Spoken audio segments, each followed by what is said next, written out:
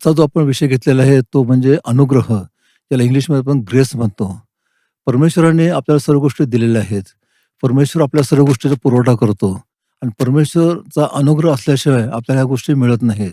अनुग्रह असण्यासाठी आपण परमेश्वराच्या समागमात असणं अत्यंत महत्त्वाचं आहे.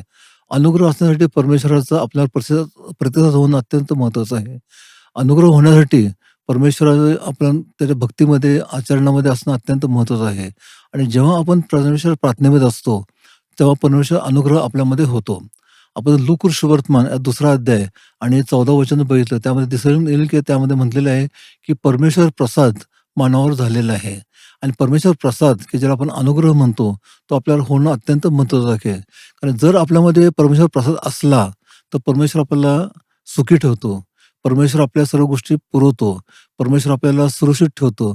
परमेश्वर आपल्याला सर्व गरजा पुरवतो आणि अशा रीतीने अनुग्रह असणं अत्यंत महत्त्वाचं आहे. पुष्कळ वेळेला आपल्याला असं वाटतं की ही गोष्ट मला मिळालेली नाही, ती गोष्ट आपल्याला मिळाली नाही. जेव्हा जोपर्यंत परमेश्वर अनुग्रह आपल्याला होत नाही, तेव्हा आपल्याला कुठल्याही स्वर्ग गोष्टी मिळत नाही आणि म्हणूनच परमेश्वराचं अनुग्रह होणं अत्यंत महत्त्वाचं आहे. परमेश्वर अनुग्रह होण्यासाठी आपल्याकडनं कुठलीही गोष्ट मागत नाही. ती कुठलीही अपेक्षा नाही. परमेश्वराला एवढंच पाहिजे की आपण त्याचं मनन करावं, त्याचं चिंतन करावं, त्या प्रार्थनेत असावं, त्याच्या आराधनेमध्ये असावं, एवढी एकच परमेश्वर इच्छा आहे.